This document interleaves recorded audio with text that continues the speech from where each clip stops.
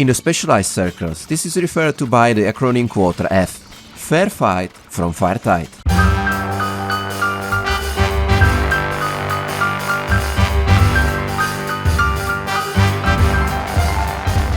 Machinefall is a new Czech strategy game created by solo developer Jan Žižka. Hey, děti! I'm sure I'm the very first person in Honza's life to have used that reference. 100%. In any case, we have to admit that given the overall development of technology and the geopolitical situation, this post-apocalyptic training could come in handy for all of us, because in the world of Machinefall, humanity barely managed to defeat the machines, but it cost us the return to practically the era of, well, not even the Stone Age, maybe more like a Clay Age. It all starts with a short tutorial mission somewhere in northern South America, where you are supposed to join a fairly large human colony with your small caravan. But before I could even get my bearings, I was immediately attacked by a small horde of tiny bugs, and since my soldiers managed to defeat them on their own, funnily enough, about a second later I received a message telling me to hurry up to the safety of the colony. This ambush was merely a prelude to something far bigger, and even though me and the residents are barely defending themselves, it's only a matter of time before I snag a raft at the dock and set off to seek my fortune elsewhere.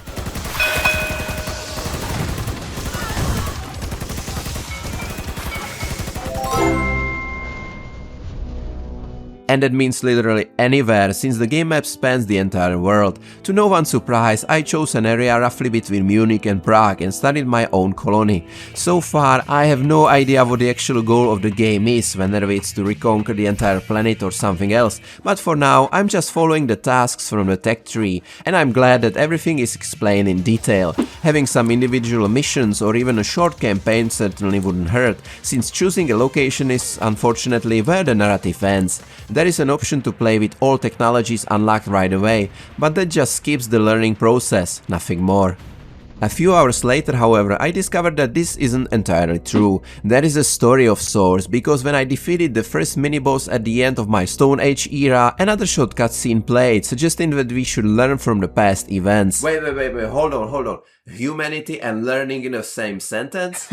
Yeah, I know. It all starts with repairing the ruins of a former metropolis, for which your small party will be joined by a few workers. Each repaired house yields 1 worker and 2 soldiers, depending on the number of floors built. Unfortunately, you will have to build the rest on your own. To expand the city, you will need a marketplace where soldiers gather, among other things. By rivers and seas, you will build wells for water. You will surround forests with sawmills and lumber yards. Later, you will also start mining stone or scrap from giant dump sites. Soon, armory workshops for weapons productions, barracks, shooting ranges, even refugee camps, roads, ports, warehouses and depots will also appear around your cities. In short, it doesn't take long before you've once again polluted the pristine planet with civilization, so to speak. That is, if we don't count those hordes of bugs.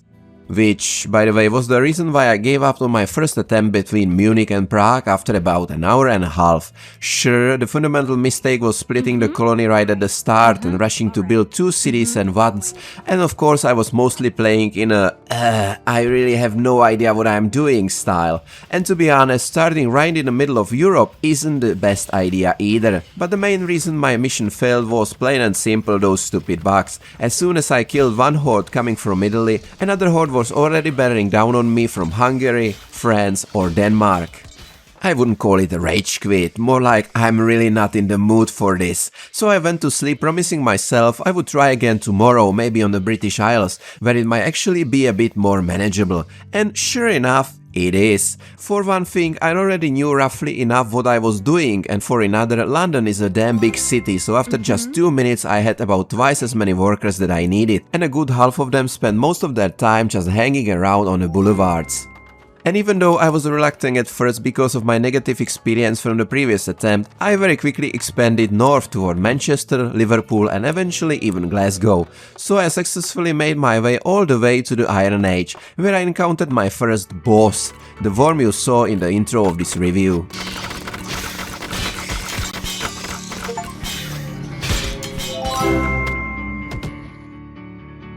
The expansion of my territory and unlocked technologies continued. I gained access to veterans and the ability to recycle waste from dump sites into scrap metal. By then I had already occupied Paris, even though one small group of soldiers as a part of Kill 50,000 Bucks missions managed to sneak all the way to Porto, Portugal. If I kept playing, I would have experienced the return of electricity, space travel or even the nuclear age, including the option to drop a nuke on the Bucks. But honestly, I was put off by the fact that I don't have access on the continent to the resources mined at my main base, and I have no idea how I would get them across the strait. Not that I've really given it much thought though.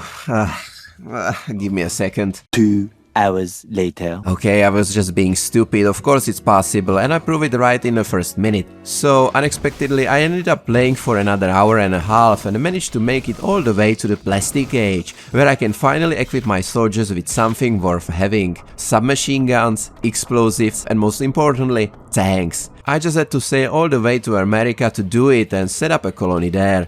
Well, we are following in our ancestors' footsteps beautifully, that's for sure. And here's something I'd like to praise. I finally got the building that can manage cities on its own. City Hall. I would like to have it about 3 hours ago. On the other hand, every new settlement is a real pain.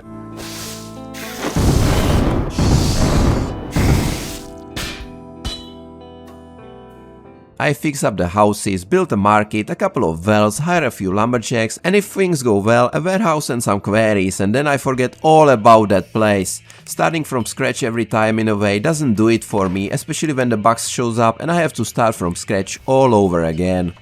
So I won't be continuing, this isn't my cup of tea. I've never been into this type of city building strategy games and I probably never will be. However, the camp out on the island tactic seems highly effective, especially since once you've wiped out all the Bucks, the enemies never come back and you can live peacefully in relative safety.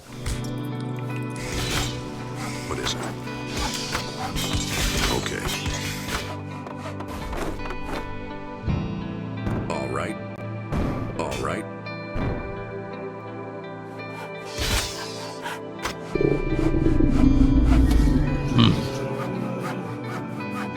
To be fair, I didn't encounter any major bugs while playing, nothing that caused the game to crash or fail to work as expected. It's more about little things like the camera switching from the normal view to the planetary view, which sometimes is more annoying than helping, or the fact that the UI is designed in a very primitive way, but it works, so I guess that's okay.